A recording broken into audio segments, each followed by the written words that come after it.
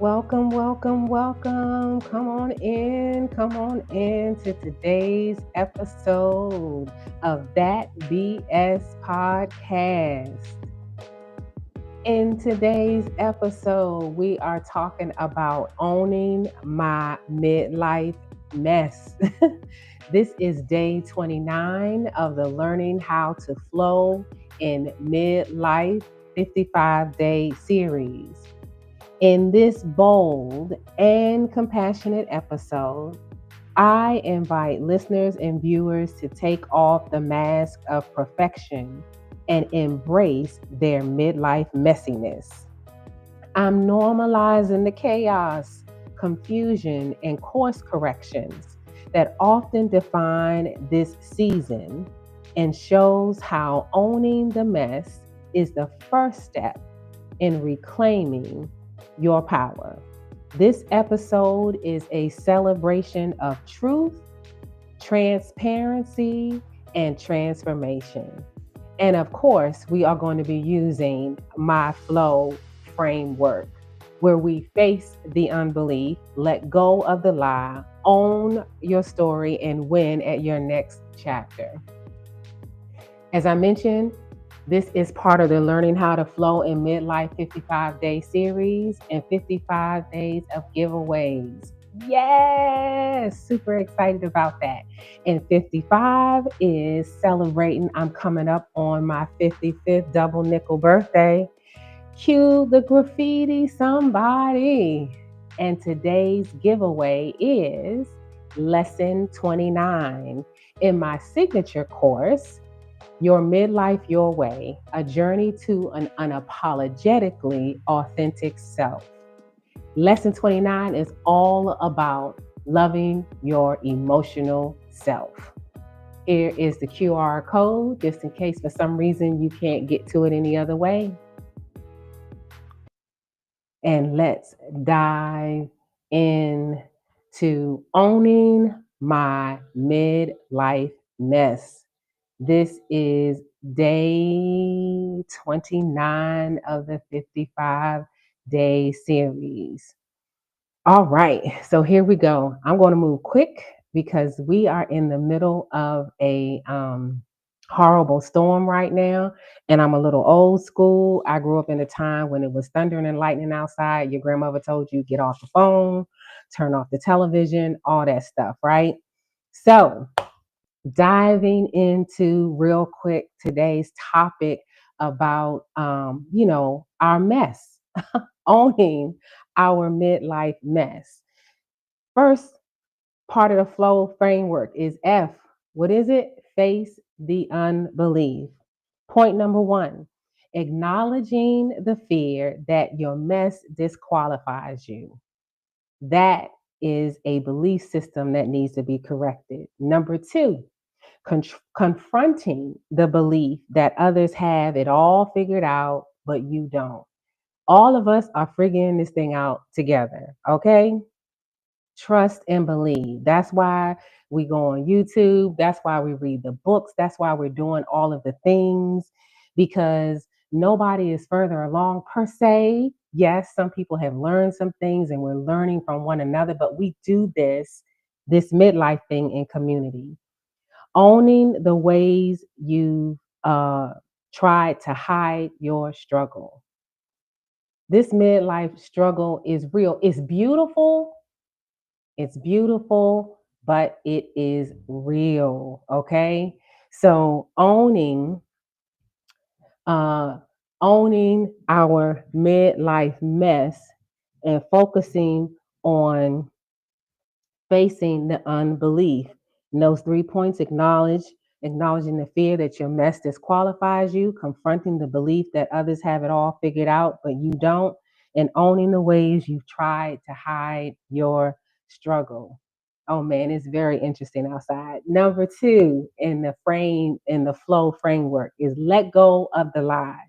Bullet number one, letting go of the lie is releasing the lie that midlife should be tidy and predictable. Our lives up until this point have not been tidy and predictable. Okay. So expecting everything to be nicely fit together with a bow is quite honestly unrealistic, and it's not life. Number two, letting go of shame around not having a clear plan. That's what we're working on together. The plan gets clear. It makes me think that the scripture is that that word is a lamp unto my feet and a light unto my path.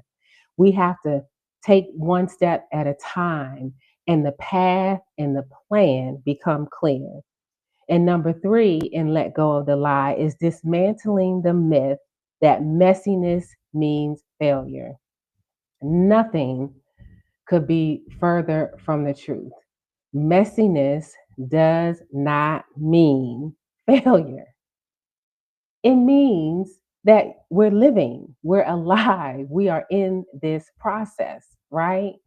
That we are on this journey. That's what this messiness means. Not failure, alive, engaged, part of the process. Oh, in the flow framework is own your story, naming your missteps, mistakes, and moments of confusion.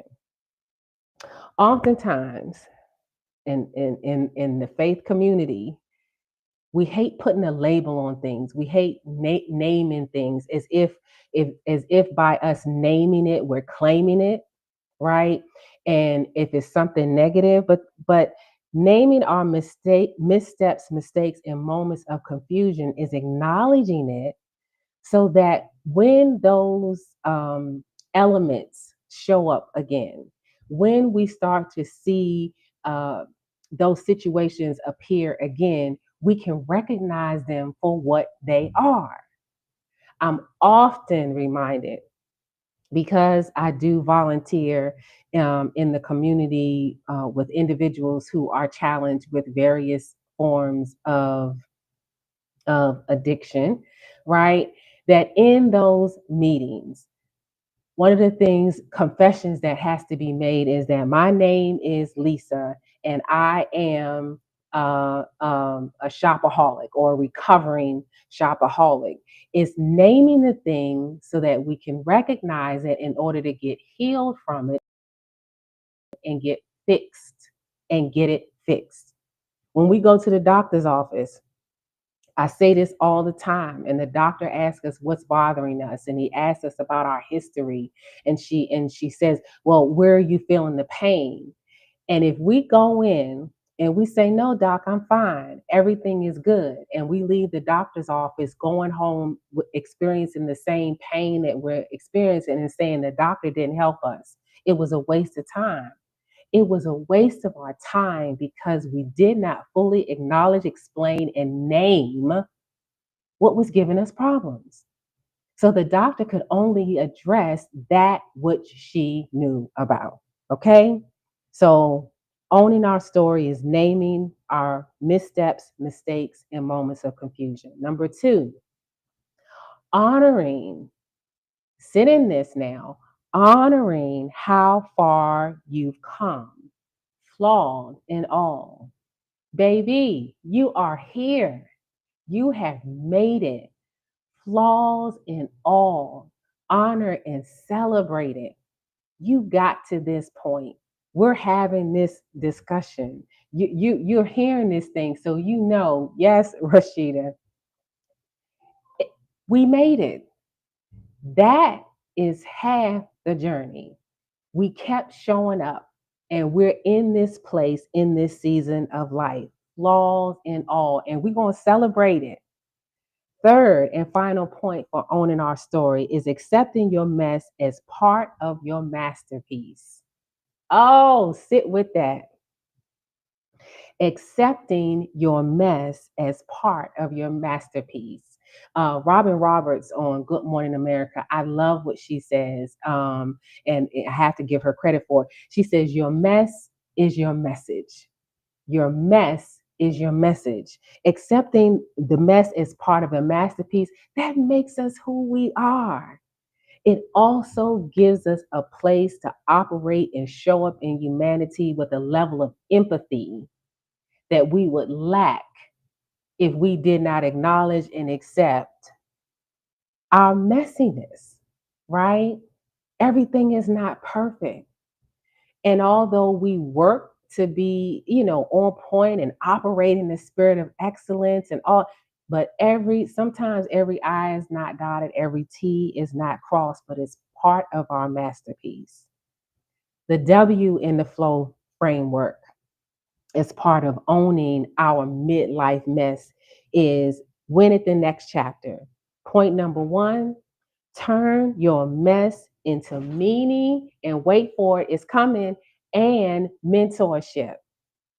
Sis, you've got a story, you've got experience, you've got knowledge and wisdom that somebody is waiting on. Somebody in your sphere of influence is looking at you, admiring you. You don't even realize that you are mentoring them by default. Turn your mess, which you think is a shortcoming, into meaning and mentorship. Second point to win at the next chapter is using your story to empower others who feel behind, who feel like they're not where they want to be or where they should be, right? Because there are days and times that we all feel like we just fell a little bit short, right? We're coming up short, but use your story to empower others and encourage others. And finally, when at the next chapter, the last and final point is creating a life that allows for growth, grace, and glorious detours. I love that. Creating a life that allows for growth, grace, and glorious detours. Because something that we used to do in management is when we figured out that there was a problem or how we were addressing something wasn't maybe the most efficient way, or there was another way to do it, we created a corrective action plan, right? It's basically the same thing of being in our car and our GPS. I call mine Glenda, and I'm going the wrong way. And Glenda said, Glenda the Good Witch in The Wizard of Oz. But anyway, Glenda says, recalibrating, turn this way, turn that way. Have a plan in order to win at the next chapter. I don't want to say be loose with it in a bad sense, but be flexible. Leave room for glorious detours of taking the scenic route that, okay, I went this way and, this wasn't how I intended to go. But while I'm here, I'm going to enjoy the view. I'm going to get the most that I can out of the experience at this moment in time as I'm heading in the direction of where I want to go. So here we go, our call to action. And journal this tonight, thinking about these two questions. Ask yourself, look, I said these two questions and hold up three fingers. See, that's that midlife messiness. Think about these two questions, right? As you're journaling tonight, or as you wind down and you're getting yourself ready for rest and thinking about tackling the next day. Just think about this. What part of your midlife mess have you been afraid to own? What part of your midlife mess have you been afraid to own? And the second question to ask yourselves tonight is, how could owning it set me free? Mm, how could owning it set me free? And there is a third question. And how could move a glorious detour, right? This is a teachable moment, a glorious detour. So the third question is, how could owning it help set someone else free? Mm. How could us owning it help to set someone else free? Then share this episode with someone who needs to know they're not alone in their midlife chaos. They are not alone. Don't forget to download the lesson that's available today, which is lesson 29, Love Your Emotional Self. Here is a larger QR code, and I look forward to seeing you tomorrow, hopefully without a tropical storm in the background. You all have a fantastic evening, and I will see you tomorrow with day 30.